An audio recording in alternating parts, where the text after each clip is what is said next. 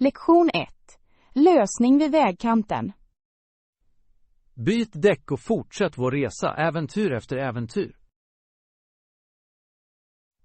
Har du någonsin föreställt dig att en lägenhet skulle lära så mycket? Vägproblem testar tålamod och praktisk skicklighet. Jag lärde mig att hålla mig lugn och följa systematiska steg. Vilket verktyg sökte du först? Jag hämtade reservdelen, domkraften och lyftnyckeln från bagageutrymmet. Kontrollerade du fordonet för en säker plats att arbeta?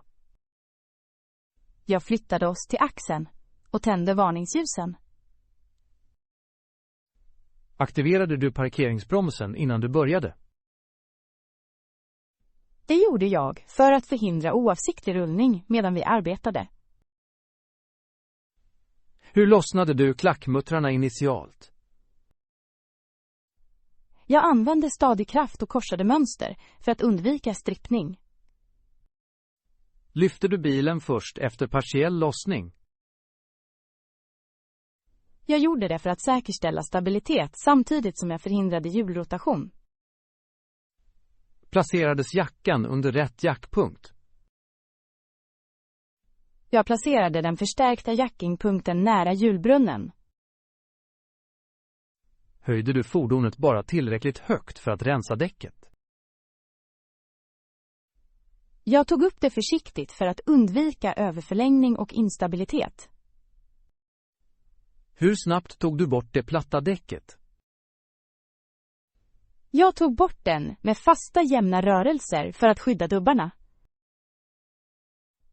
Inspekterade du reservdelen innan du monterade den?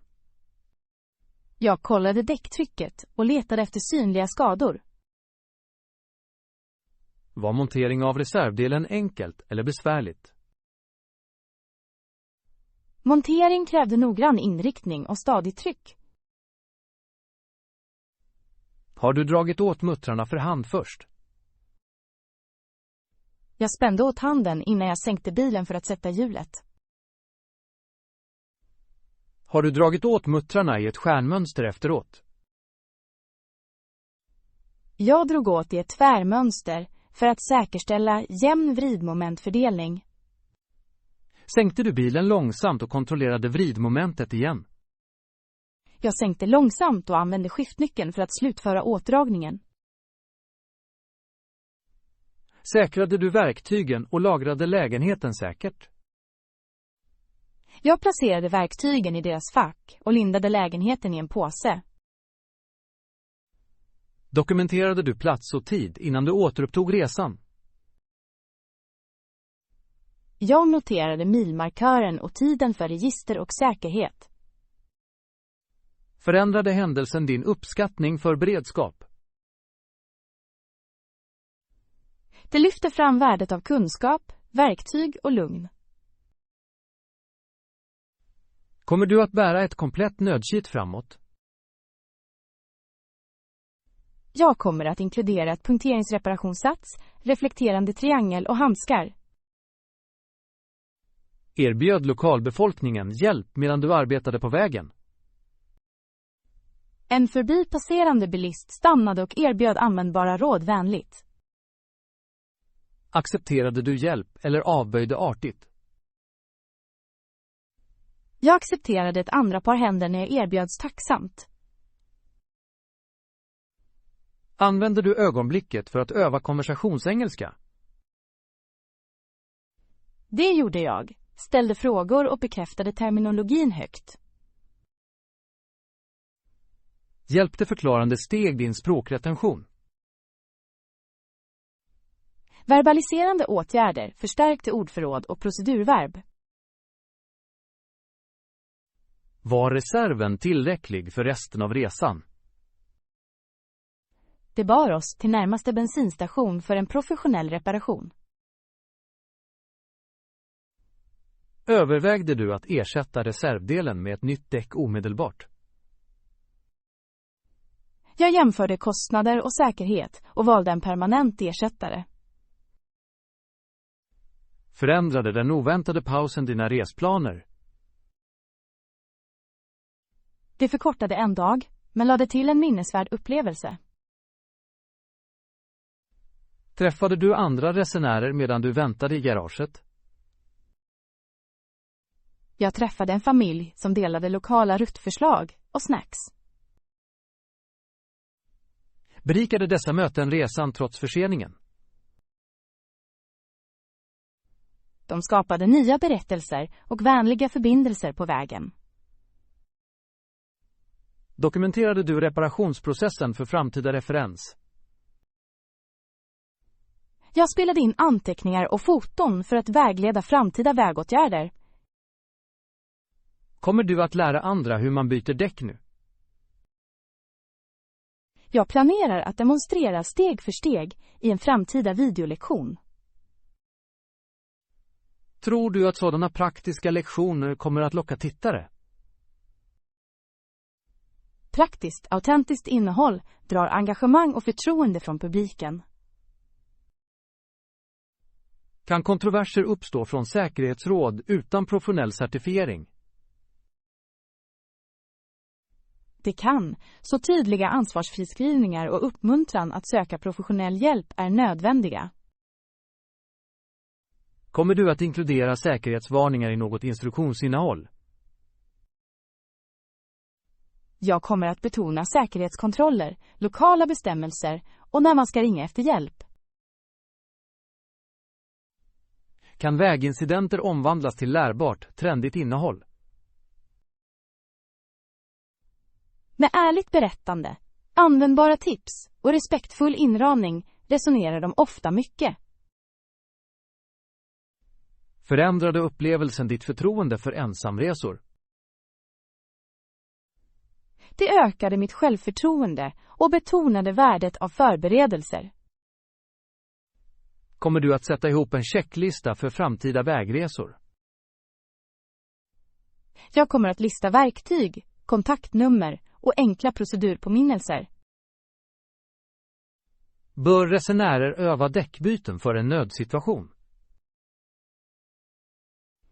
Övning i en säker miljö bygger kompetens och minskar panik. Kommer du att rekommendera att träna med en vän eller mentor? Att öva med en erfaren person påskyndar inlärning och säkerhet. Lärde du dig några oväntade kulturella lärdomar från väghjälpen? Jag lärde mig att vänlighet över kulturer ofta dyker upp i oväntade ögonblick. Kommer du att integrera språkpraxis i praktiska färdighetsworkshops? Att kombinera språk och praktiska färdigheter skapar användbara, minnesvärda lektioner. Bör värdar uppmuntra tittarna att förbereda sig för vanliga reseolyckor? Förberedelser stärker resenärer och minskar de negativa effekterna av överraskningar. Utlöste händelsen debatt bland dina följare om risk och autonomi? Vissa diskuterade om de skulle undervisa praktiska reparationer eller alltid ringa proffs. Hur förmedlade du den kontroversen med din publik? Jag gav balanserad information, tydlig säkerhetsvägledning och bjöd in expertkommentarer. Kommer du att bjuda in en biltekniker att granska din metod på kameran? Expertvalidering kommer att öka trovärdigheten och minska riskerna för felinformation. Blev väglektionen en av dina mest visade uppladdningar? Tittarantalet ökade på grund av den praktiska relevansen och autentiska berättelsen. Kommer du att fortsätta producera innehåll som blandar äventyr med instruktion? Jag kommer att fortsätta att kombinera verkliga erfarenheter med tydliga formella förklaringar för eleverna. Stärkte däckbyte i slutändan ditt förtroende för lagarbete? Det bekräftade att lugnt samarbete och tydliga roller löser omedelbara problem effektivt. Jag kommer att planera framtida resor med större förberedelser, dokumentera praktiska färdigheter och förespråkar respektfullt, säkerhetsinriktat lärande. Lektion 2. Exakt bakning och köksdebatt. Vad är tillagningstiden om den ska bakas vid 375 grader? Den erforderliga tiden beror på receptet och portionsstorleken. Bakar du en enda stor skål eller många små föremål? Mindre portioner slutar ofta snabbare och kräver noggrann övervakning. Påverkar ugnstyp den önskade baktiden? Konvektionsugnar kokar ofta snabbare på grund av cirkulerande luft. Ska jag minska tiden när jag använder en konvektionsinställning? Minska tiden eller sänk temperaturen något för att undvika överbakning. Påverkar skillnader i pannmaterial värmeöverföringen? Mörka metallpannor absorberar värme och kan bruna kanter snabbare. Skulle glas eller keramik kräva tidsjusteringar? Glas och keramik behåller värmen och kan behöva lite längre tillagning. Ska jag förvärma ugnen helt innan jag placerar skålen inuti? Förvärmning säkerställer jämn temperatur och jämn tillagning. Är det klokt att använda en ugnstermometer för noggrannhet? En ugnstermometer verifierar sann inre temperatur och minskar gissningar. Hur påverkar höjden bakning vid 375 grader? Högre höjder kan kräva längre tider och justerade vätskor eller jäsning. Ska jag tälta skålen med folie för att förhindra överflödig brunning? Tänt med folie skyddar ytorna samtidigt som interiören får en finish. När är det lämpligt att rotera pannan under bakning? Rotera för jämn brunning om ugnen har heta fläckar eller ojämn uppvärmning. Hur kan jag testa färdighet utan att förlita mig enbart på tiden? Använd en spett, tandpetare eller intern termometer för noggrann bedömning. Vilken inre temperatur indikerar en säkert bakad smaklig maträtt? Många saltar rätten och säkerhet vid cirka 165 grader Fahrenheit. Vilken inre temperatur signalerar att en tårta är klar? Kakor görs ofta när ett spett kommer ut rent och springer lätt tillbaka. Ska jag ta hänsyn till överförd matlagning efter att ha tagit bort skålen? Vila gör att den inre temperaturen stiger något och juicer kan sätta sig. Hur länge ska en gryta vila innan servering? En kort vila på 5-10 minuter förbättrar konsistens och serveringskvalitet. Ändrar närvaron av fukt i receptet bakningstiden? Recept med hög fuktighet kräver ofta längre bakning för att avdunsta överskottsvätska. Ska täta blandningar bakas vid en lägre temperatur längre? Lägre temperaturer förhindrar brända exteriörer och tillåter jämn matlagning inomhus. Är 375 grader lämpliga för rostning av grönsaker? Det fungerar bra för ömma rötter, men högre värme kan karamellisera och skarpa mer. Skulle stekning före bakning förändra den önskade ugnstiden? Syrning ger smak och kan minska tiden som behövs för slutlig brunning. Hur påverkar sockerhalten brunning vid 375 grader? Högre sockerhalt främjar snabbare karamellisering och mörkare skorpor. Ska jag övervaka visuellt när timern närmar sig 0?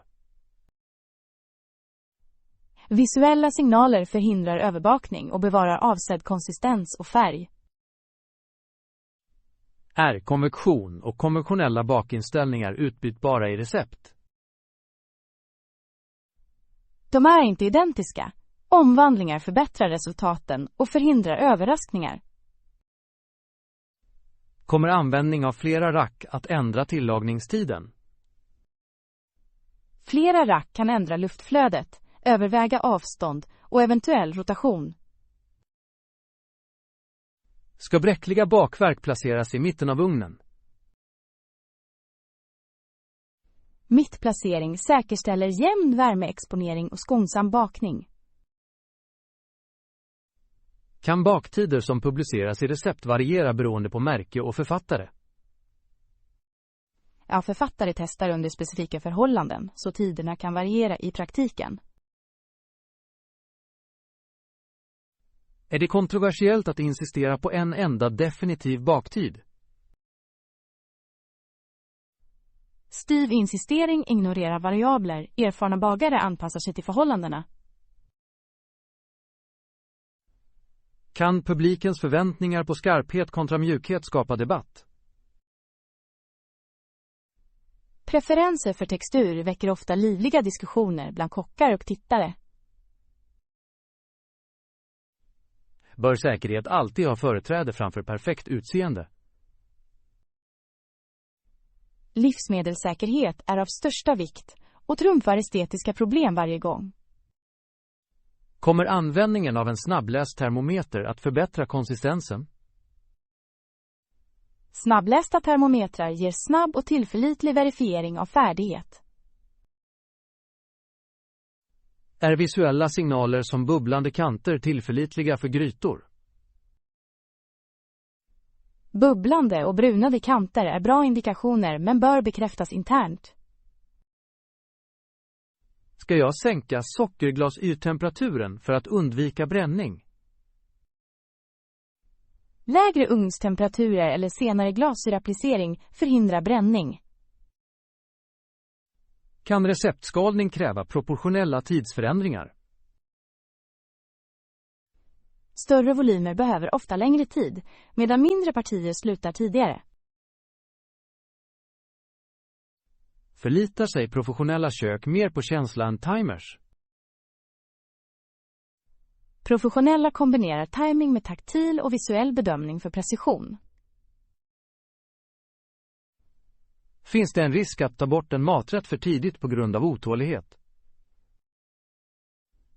Att ta bort för tidigt ger underkokt interiör och komprometterad säkerhet. Ska jag föra detaljerade anteckningar om tider och temperaturer för framtida referens? Anteckningar skapar ett personligt recept som passar din ugn och dina preferenser. Kommer feedback från tittarna att påverka mina föredragna tidpunkter? Tittarexperiment kan avslöja användbara justeringar över olika utrustningar. Kan publicering av olika tidsinställningar vara trendigt innehåll? Jämförande tester lockar engagemang och uppmuntrar publikens deltagande.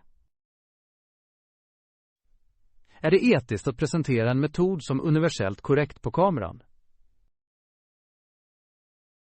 Att presentera alternativ och förklara variabler respekterar tittarna och främjar förtroende. Kommer dramatiska slow motion-bilder av bubblande ytor att öka hypen? Filmpresentation kan öka tilltalandet men bör inte vilseleda om resultat. Bör kontroversiella påståenden om hemliga genvägar undvikas? Öppenhet om avvägningar förhindrar besvikelse och bygger trovärdighet. Kommer demonstrerande termometeranvändning att utbilda och lugna eleverna? Demonstrationer lär teknik och minskar ångest om timing. Ska jag inkludera alternativa temperaturer för känsliga eller täta föremål? Att erbjuda alternativ ger tittarna möjlighet att anpassa recept till deras behov. Kommer att visa misslyckade försök och korrigeringar vara värdefullt innehåll? Ärliga misslyckanden lär motståndskraft och praktiska felsökningsfärdigheter. Kan tittarna diskutera preferenser för skarpa kanter kontra fuktiga interiörer? Sådana debatter är vanliga och driver engagemang och samhällsdiskussion. Ska jag rekommendera vilotider uttryckligen för varje recept? Explicita viloinstruktioner förbättrar textur och serveringskvalitet. Kommer uppmuntrande experiment med konvektions-, fläkt- eller bakningsinställningar att vara användbara? Att uppmuntra experiment bygger förtroende och teknisk förståelse. Ska jag varna tittarna om ugnsdörrens öppningsfrekvens? Frekvent dörröppning minskar ugnstemperaturen och förlänger tillagningstiden. Kommer ett sista tips om att använda timers och termometrar att uppskattas? Praktiska verktyg och tydliga råd hjälper eleverna att replikera konsekventa resultat. Jag kommer att rekommendera att kontrollera med en snabbläst termometer och justera tiden efter pannstorlek, ugnstyp och visuella signaler. Lektion 3. Rådgivning om innovation i försvar. En rådgivare till en militär ledare måste balansera innovation med etik. Han kommer att hjälpa till att utveckla nya maskiner för operativ fördel. Vilka ansvarsområden åtföljer en sådan rådgivande roll? Ansvaret innefattar att säkerställa efterlevnad av internationell rätt. Bör rådgivaren överväga teknikens humanitära inverkan? Humanitära konsekvenser måste ligga till grund för beslut om design och utplacering. Kommer teknik med dubbla användningsområden att komplicera etisk utvärdering? Potential för dubbel användning kräver noggrann riskbedömning och tillsyn. Bör öppenhet ingå i rådgivningsprocessen där det är möjligt? Öppenhet främjar allmänhetens förtroende, men kan komma i konflikt med säkerhetsbehoven. Hur kan man förena sekretess med demokratisk ansvarsskyldighet? Tillsynsorgan och sekretessbelagda informationsmöten kan balansera säkerhet och ansvarsskyldighet. Finns det en roll för oberoende etisk granskning i militära projekt? Oberoende granskningspaneler tillhandahåller externa perspektiv och moraliska kontroller. Kommer ingenjörer och forskare att kräva tydlig etisk vägledning? Tydliga riktlinjer hjälper tekniska team att förutse sociala konsekvenser. Bör juridisk rådgivare involveras från ett tidigt skede? Tidig juridisk input förhindrar överträdelser och kostsamma omarbetningar. Begränsar internationell humanitär rätt vissa vapentyper? Lagen förbjuder urskillningslösa och omänskliga medel för krigföring. Bör icke-dödliga alternativ prioriteras när det är möjligt? Icke-dödliga alternativ kan uppnå mål samtidigt som skadan minimeras. Kommer autonoma system att väcka nya moraliska och juridiska frågor? Autonomi utmanar ansvarsskyldighet och beslutsfattande i konflikt. Bör människor behålla meningsfull kontroll över dödlig kraft? Meningsfull mänsklig kontroll är fortfarande ett allmänt godkänt skydd.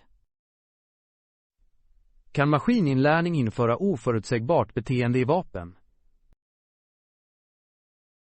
Oförutsägbarhet ökar risken och kräver försiktig validering. Bör strikta testprotokoll vara obligatoriska för nya system? Omfattande testning under realistiska förhållanden minskar oförutsedda fel. Kommer motståndare snabbt att anta liknande teknik? Spridningsrisk innebär att strategiska fördelar kan vara kortlivade. Bör interoperabilitet med allierade system vägleda designval? Interoperabilitet förbättrar koalitionens effektivitet och logistiskt stöd. Kommer insyn i upphandling att minska korruption och missbruk? Transparenta upphandlingar och revisioner avskräcker missförhållanden och slöseri. Bör hållbarhet och livscykelkostnader forma utrustningsval? Långsiktigt underhåll och miljöpåverkan påverkar driftberedskapen.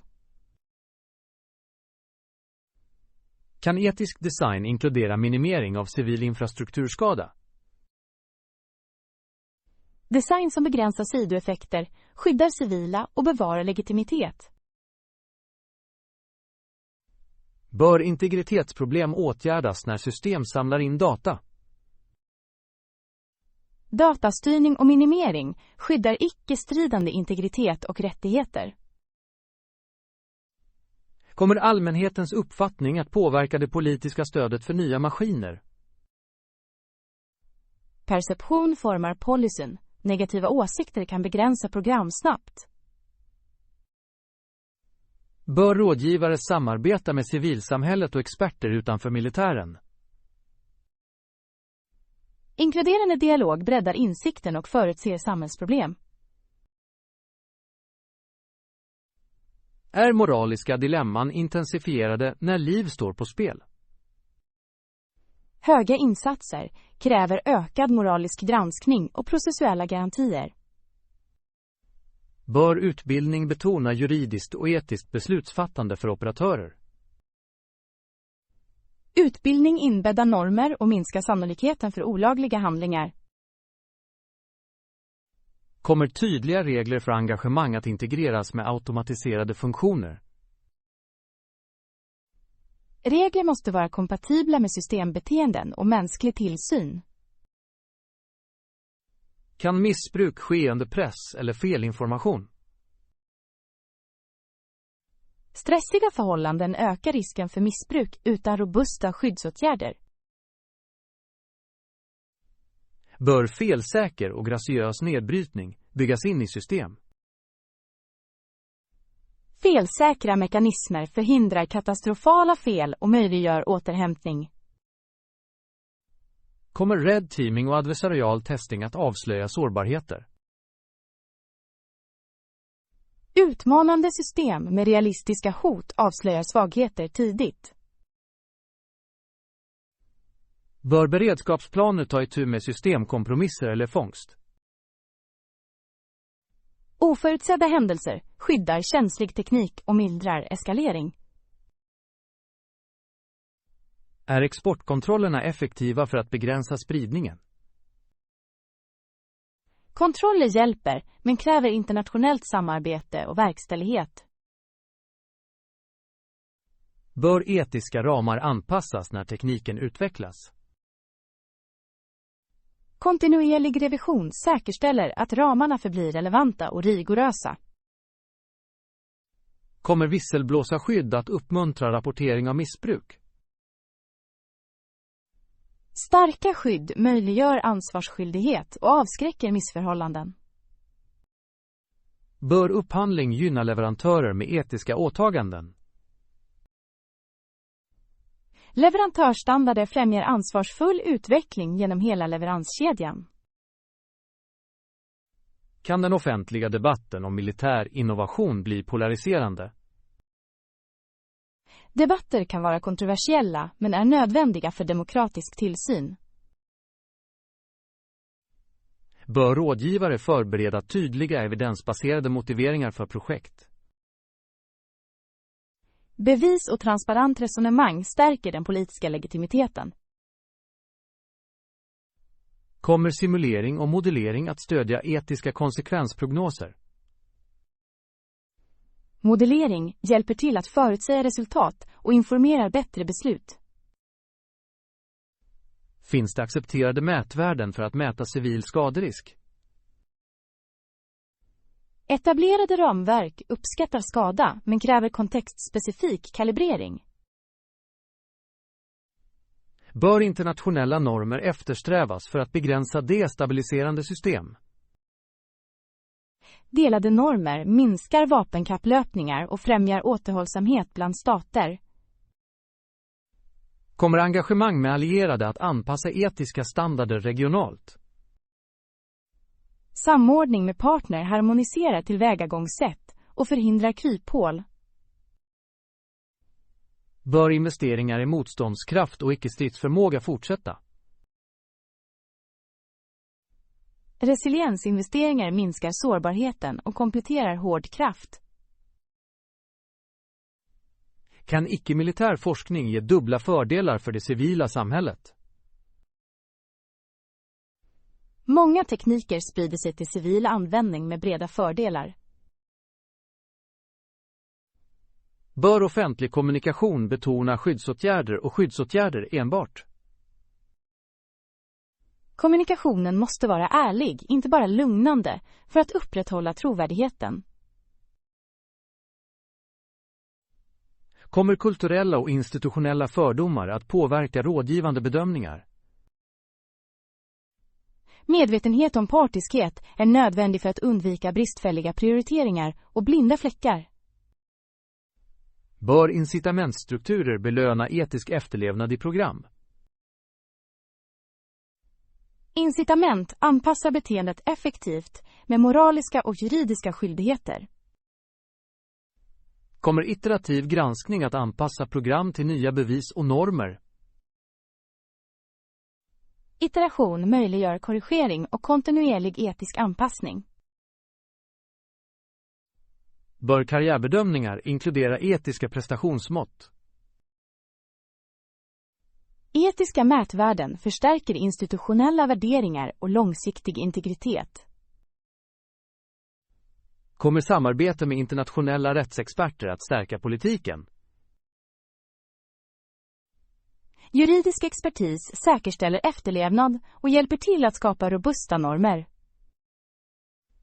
Kan kontroversiella projekt skada internationellt rykte om de hanteras felaktigt? Felaktig hantering kan urholka trovärdigheten och bjuda in till sanktioner eller motreaktion. Bör rådgivare dokumentera beslutsskäl för framtida ansvarighet? Dokumentation bevarar öppenhet och underlättar retrospektiv utvärdering. Kommer oberoende revisioner att vara användbara för långsiktig programövervakning? Revisioner ger opartisk bedömning och ökar allmänhetens förtroende. Bör investeringar i humankapital matcha tekniska ambitioner? Kvalificerad personal är avgörande för att driva, underhålla och styra system på ett ansvarsfullt sätt. Kommer etiska bortfall i utvecklingen att få strategiska konsekvenser?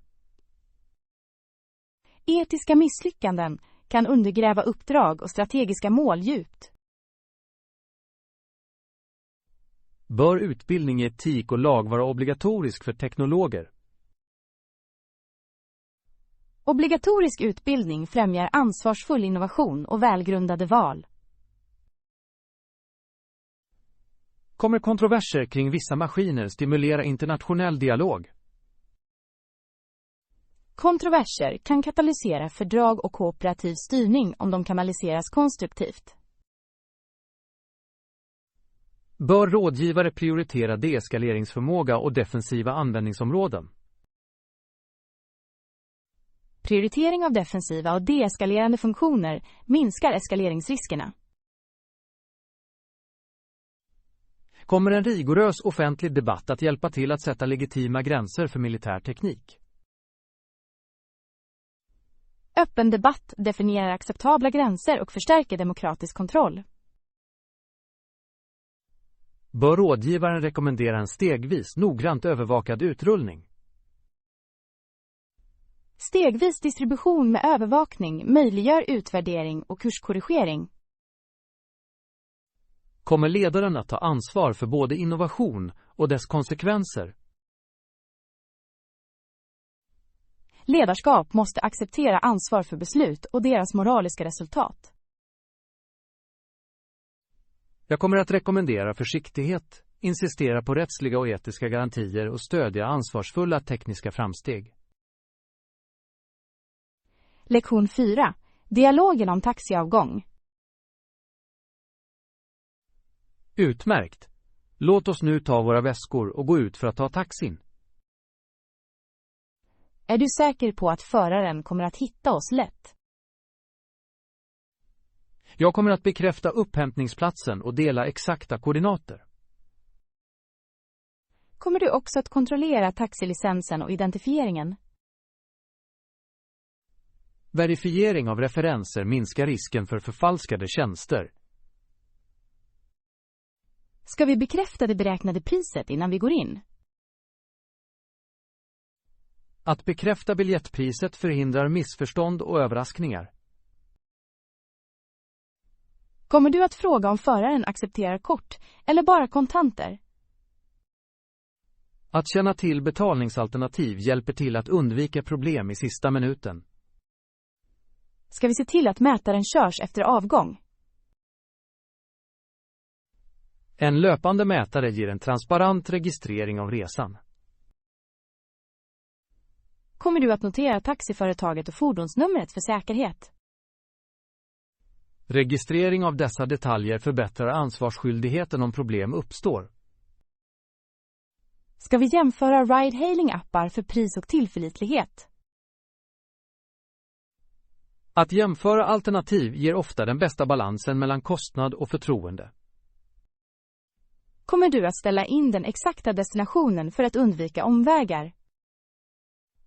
Tydliga anvisningar förhindrar onödiga omvägar och tidsförlust. Ska vi dela vår liveplats med en betrodd kontakt? Att dela vår rutt ökar säkerheten och sinnesfriden. Kommer du att begära en lugn åktur eller tillåta samtal med föraren? Vi bör fråga artigt om förarens preferens för konversation. Ska vi undvika att diskutera känsliga personliga ämnen högt? Att undvika personuppgifter bevarar integriteten och minskar risken. Kommer du att bekräfta tillgänglighet för barn eller bältestol om det behövs? Säkerhetssäten måste kontrolleras i förväg för familjer som reser med barn. Ska vi se till att bagaget är säkrat i bagageutrymmet? Säkert bagage förhindrar förlust och skyddar tillhörigheter under transport. Kommer du att tipsa enligt lokala seder och rättvisa? Tippning bör återspegla servicekvaliteten och lokala normer respektfullt. Ska vi begära ett kvitto för företags- eller återbetalningsändamål? Ett kvitto dokumenterar utgiften och stöder senare redovisning. Kommer du att planera alternativa rutter vid tung trafik? Alternativa rutter sparar tid och minskar stress när trängsel uppstår. Ska vi vara uppmärksamma på rusningstid och specialevenemangstrafik? Medvetenhet om lokala scheman hjälper till att undvika toppförseningar och överraskningar. Kommer du att verifiera beräknad ankomsttid och buffert för förseningar? Uppskattning av ankomst med bufferttid undviker missade möten. Ska vi vara vaksamma för misstänkt aktivitet nära upphämtningsställen? Vaksamhet i offentliga utrymmen minimerar sårbarheten och bevarar säkerheten. Kommer du att be föraren att bekräfta rutten innan du startar? Ruttbekräftelse främjar gemensamma förväntningar och minskar fel. Ska vi undvika att visa värdesaker när vi går ombord? Att dölja värdesaker minskar frestelsen och risken för stöld. Kommer du att observera förarens beteende för tecken på funktionsnedsättning? Att märka försämring tidigt gör att vi kan avvisa resor för säkerhet.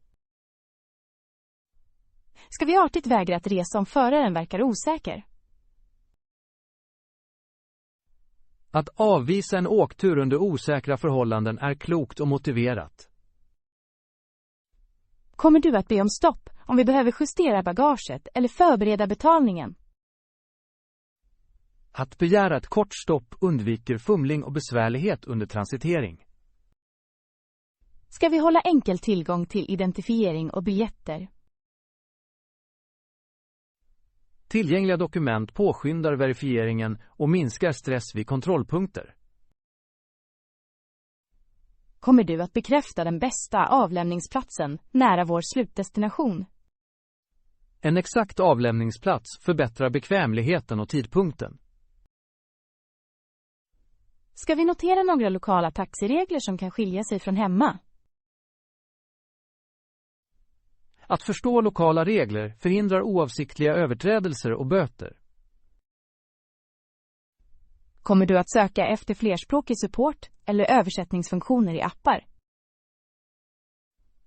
Översättningsverktyg gör kommunikationen smidigare i okända regioner. Ska vi spela in korta anteckningar om föraren om resan är exceptionell eller dålig? Registrering av feedback hjälper till att förbättra servicekvaliteten och skydda framtida resenärer. Kommer du att överväga att dela användbara säkerhetstips med andra resenärer online? Att dela ansvarsfulla råd främjar samhällsmedvetenhet och beredskap.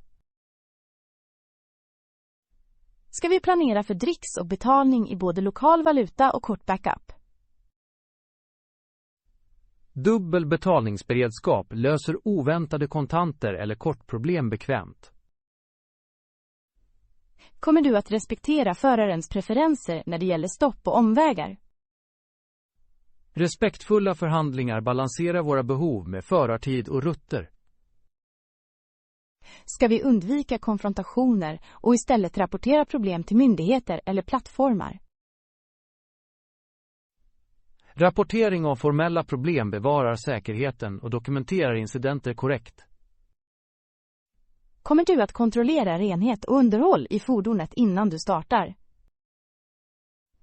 Rena, välskötta fordon indikerar professionella standarder och säkerhet. Ska vi hålla en artig ton även när vi förhandlar om priser eller servicefrågor? Artighet ökar chansen för kooperativ lösning och minskar konflikter.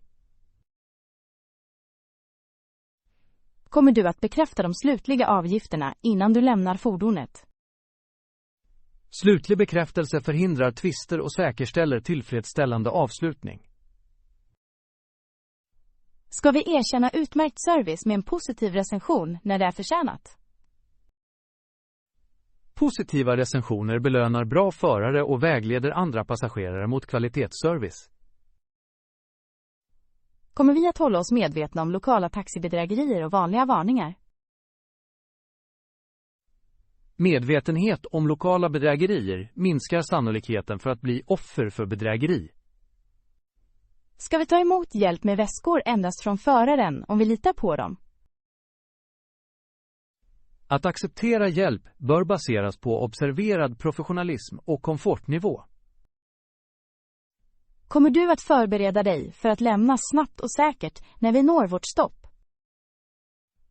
Snabba, försiktiga utgångar förhindrar oavsiktlig förlust och säkerställer smidiga övergångar. Ska vi ha en liten nödsats för oväntade förseningar under transitering? Ett kompakt kit stöder komfort och löser mindre besvär under resan. Kommer vi att utbyta artiga hälsningar och farväl med föraren? Trevlig interaktion främjar goodwill och sätter en positiv ton för resan. Ska vi förbli flexibla om mindre ruttjusteringar förbättrar effektiviteten? Flexibilitet kan minska tid och stress när förändringar är rimliga. Kommer vi att bekräfta upphämtningsuppgifter för vår returresa i förväg? Förarrangering av returtransport minskar osäkerheten och rusningen i sista minuten. Ska vi dokumentera eventuella förlorade föremål omedelbart med taxiföretaget? Omedelbar rapportering ökar chansen att återställa förlorade ägodelar. Kommer vi att respektera lokala kulturella normer om personligt utrymme och samtal med förare? Att respektera normer undviker besvärlighet och främjar ömsesidig respekt. Bör vi också överväga rideshare-pooling endast om det inte äventyrar säkerheten? Pooling kan vara ekonomiskt men får inte offra integritet eller säkerhet. Kommer vi att planera extra tid när vi reser under festivaler eller helgdagar? Festivalresor kräver större tidsbuffertar och logistisk planering. Ska vi uppmuntra andra att planera taxihämtningar med säkerhet i åtanke? Att främja medveten planering förbättrar kollektivresenärers säkerhet och upplevelse. Kommer vi att hålla oss lugna och artiga om mindre problem skulle uppstå under resan? Lugn möjliggör tydlig problemlösning och bevarar respektfull interaktion. Ska vi debriefa kort efter ankomst för att notera eventuella uppföljningsuppgifter? En kort debrief fångar alla nödvändiga åtgärder som kvitton eller feedback. Kommer vi att fira en smidig resa när allt går bra? Att erkänna smidiga resor främjar tacksamhet och uppskattning för resan.